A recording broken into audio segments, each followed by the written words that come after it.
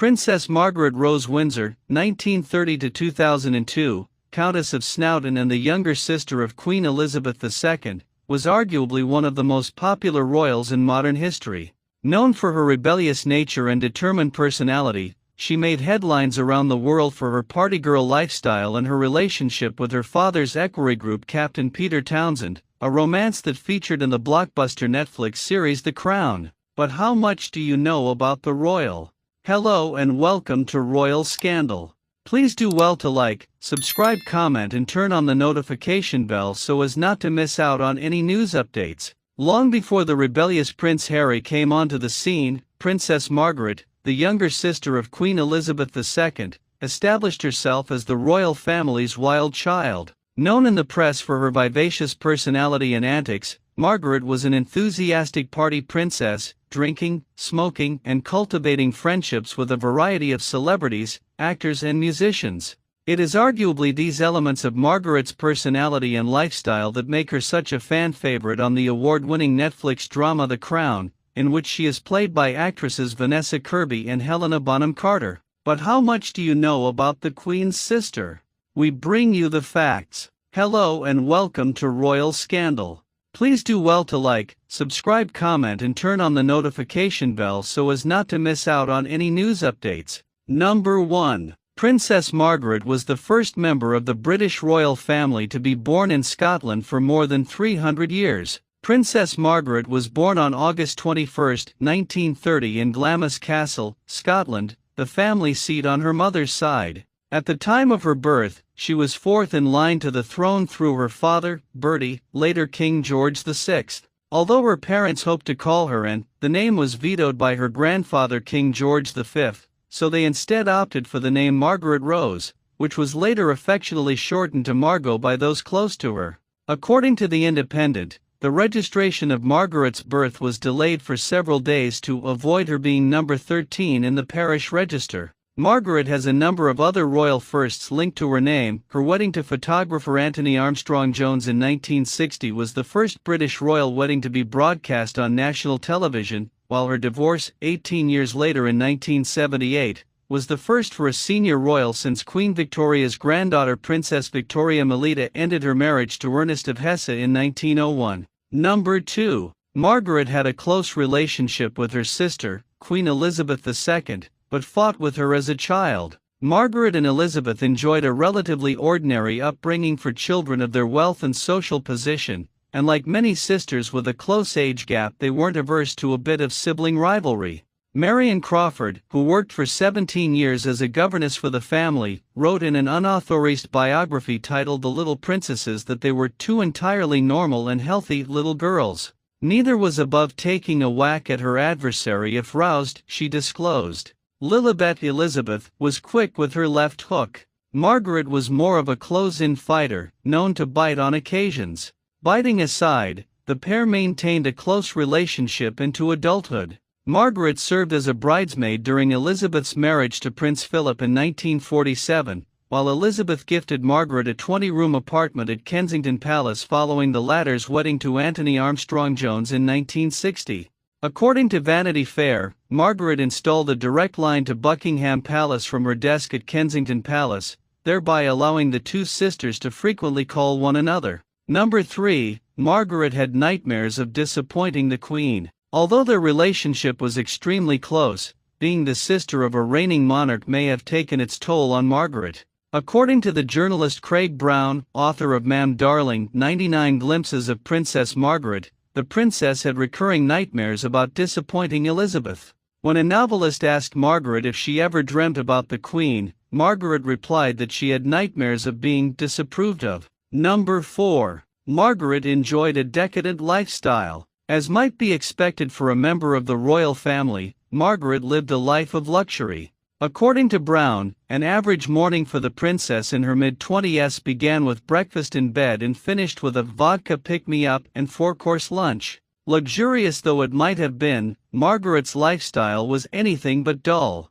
Even by the standards of the British royal family in the 20th century, Margaret's life had a soap opera quality, writes Dominic Sandbrook in an article for BBC History magazine. He adds, it was not a comparison she would have enjoyed, since almost everybody who met her commented on her Herculean, world-class snobbery.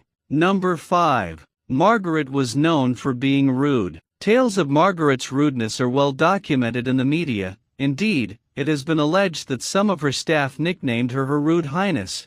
A popular story often cited about the royal involves a dinner party in which Margaret was sat next to the supermodel Twiggy. The princess is said to have ignored her for several hours before turning to the model and asking, "And who are you?" "I'm Leslie Hornby, ma'am, but people call me Twiggy," Twiggy replied. How unfortunate, Margaret is said to have responded. Margaret's reputation for brutal honesty follows her even to this day. Following the casting of Helena Bonham Carter as Princess Margaret for Season 3 and 4 of Netflix drama The Crown, reports surfaced that the actress had discussed her part in the historical drama with none other than the deceased royal herself, via a psychic. Number 6. Margaret fell in love with an older man who may or may not have been married at the start of their relationship. Unlike her sister Elizabeth, Margaret was under no immediate pressure to marry. In her early 20s, she began a relationship with her father's equerry, Group Captain Peter Townsend, a man 16 years her senior. Townsend had 2 children with his wife, Rosemary Paul, and was considered, at least by royal standards, a commoner on a modest income. For the young princess, their relationship was her first experience of romantic love. Although Margaret's relationship with Peter Townsend is frequently referred to as an affair, it is not clear when they started their romance.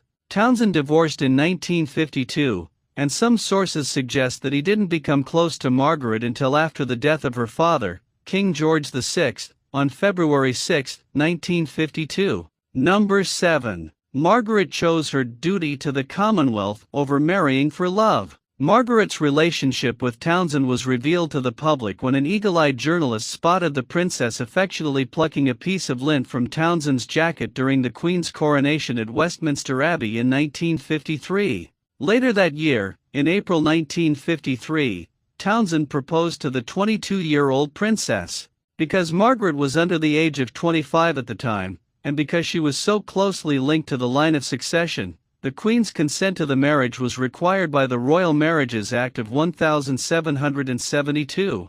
Faced with an impossibly difficult decision, and with varying pressures weighing down on her, Elizabeth asked Margaret to wait for a few years. Number 8. Margaret could have married Townsend, but there were caveats. Papers released at the National Archives in 2004 show that the Queen and then Prime Minister Anthony Eden had drawn up a plan that would have permitted Margaret and Townsend to wed. There was, however, a small catch: Margaret, and any children produced through the marriage, would be removed from the line of succession. The final draft of the proposal was produced on October 28, 1955, just 3 days before Margaret announced that she would not be marrying Townsend. Number 9. Margaret ended up marrying Anthony Armstrong Jones, and an estimated 300 million people watched. In February 1960, Margaret announced her engagement to photographer Anthony Armstrong Jones. The revelation surprised the media, who speculated that Margaret accepted the proposal shortly after learning that her former flame Peter Townsend intended to marry a 19-year-old Belgian woman named Marie-Luce Jamagny. 3 months later, on May 6, 1960, Margaret and Armstrong Jones exchanged vows in a spectacular ceremony at Westminster Abbey. It was the first British royal wedding to be broadcast on television, and an estimated 300 million people tuned in to watch the occasion. Some 2,000 guests were invited, including the former Prime Minister Winston Churchill, Queen Ingrid of Denmark, and the King and Queen of Sweden. Number 10. Margaret paved the way for acceptance of royal divorce. Margaret and Anthony Armstrong Jones separated in 1976, around the same time that her affair with another man, Roddy Llewellyn, was made public, and Armstrong Jones was engaging in affairs of his own. Biographer Christopher Warwick has since suggested that Margaret's most enduring legacy was establishing public acceptance of royal divorce. Her relationship history was a sad one, he wrote, but it did help make the choices of her sister's children, 3 of whom divorced: Prince Charles, who married Lady Diana Frances Spencer in 1981 and divorced her in 1996, Princess Anne, who married Captain Mark Phillips in 1973 and divorced him in 1992, and Prince Andrew, Duke of York, who married Sarah Ferguson in 1986 and divorced her in 1996, easier than they otherwise might have been. Although she paved the way for royal divorces to come, the breakdown of Margaret's marriage was received rather poorly in the British press at the time. Although divorce rates were increasing around the country in the 1970s, the royal family was held to a different standard in the eyes of the people. This is according to Dominic Sandbrook, who writes that much of the monarchy's popularity during Margaret's lifetime had been based on its image as a happy, united church-going family, with the Queen and Prince Philip held up as exemplary parents. Margaret's divorce disrupted this ideal, and by April 1978, 7 out of 10 people agreed that Margaret's behavior had damaged her standing as a member of the royal family. Princess Margaret was aged 47 when her divorce to Armstrong Jones was finalized in July 1978. Number 11. Margaret suffered a number of health problems in her later years. She may well be known as a party girl, but Princess Margaret could not afford to be carefree with her lifestyle as she approached old age. In January 1985, doctors removed part of Margaret's lung, no doubt prompting fears that she was susceptible to the same cancer that her father, George VI, had suffered from. While Margaret's section proved non-malignant, the health scare did prompt the princess to give up smoking. She was ultimately unsuccessful in this endeavor, but did succeed in cutting back her intake from 60 to 30 a day, according to one BBC report. Another notable health incident took place in 1999 when Margaret was holidaying at her villa, the Caribbean island of Mustakey, a venue known for her famously boozy parties. The now 68-year-old princess, who had suffered a stroke the previous year, was badly burned after climbing into a bathtub filled with extremely hot water. She was transported back to the UK and spent some time recuperating at Windsor. A palace spokesman later explained what happened. Princess Margaret scalded her feet a few weeks ago. She was seen by a local doctor in Mustakey, and came back to London a week after the accident. Princess Margaret died on February 9, 2002 at the age of 71 at the King Edward VII Hospital after suffering a stroke and developing heart problems. Thank you so much for watching. Please like and subscribe.